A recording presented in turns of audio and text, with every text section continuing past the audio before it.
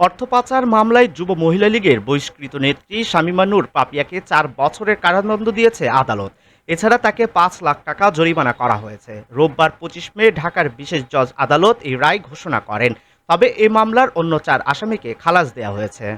২০২০ সালের ফেব্রুয়ারিতে ঢাকার শাহজালাল আন্তর্জাতিক বিমানবন্দর থেকে আটক করা হয় শামীমা নূর পাপিয়া ও তার স্বামী মফিজুর রহমানকে। মামলার তদন্তে উঠে আসে রাজনীতি ও প্রভাব খাটিয়ে গড়ে তোলা হয়েছিল একটি অপরাধ চক্র।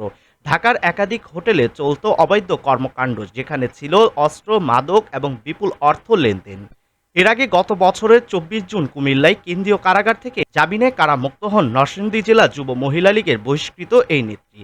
তবে তার আগে তিনি কাশিমপুর কারাগারে ছিলেন পাপিয়া। সেখানে এক নারী বন্দীর উপর নির্যাতনের অভিযোগ ওঠে তার বিরুদ্ধে। এর পরপরই ২০২৩ সালে ৩ জুলাই তাকে গাজীপুরের কাশিমপুর কেন্দ্রীয় মহিলা কারাগার থেকে কুমিল্লা কেন্দ্রীয় কারাগারে হস্তান্তর করা হয়। কাশিমপুর মহিলা কেন্দ্রীয় কারাগারের রেকর্ড বইয়ে পাপিয়ার বিভিন্ন অপকর্মের তথ্য উল্লেখ করা হয়েছে। তাতে বলা হয়, পাপিয়া হাজতি, রুনা লায়লা ছাড়াও কয়েকজন বন্দীকে গালাগাল ও ভয়ভীতি দেখাতে আঘাত করেছেন। এছাড়া তিনি কারাগারের রজনীগন্ধা ভবনে অন্য বন্দী দিতে চাইলে আপত্তি জানিয়েছিলেন। পাপিয়া গাজীপুরের তাজউদ্দিন আহমেদ মেডিকেল কলেজ হাসপাতালে আত্মীয় স্বজনদের সঙ্গে দেখা করতে কারারক্ষীদের ঘুষ দেওয়ার চেষ্টা করেন। তিনি কর্তৃপক্ষের অনুমতি ছাড়াই ইচ্ছামতো অন্য বন্দীদের সেল পরিবর্তন করতেন বলে অভিযোগ রয়েছে। তার কক্ষ তল্লাশি করে স্মার্টফোন ও চার্জার পাওয়া যায়। ঢাকার ৫ তারকা হোটেলে বিলাসবহুল কক্ষ ভাড়া নিয়ে অনৈতিক কর্মকাণ্ড চালাতেন পাপিয়া।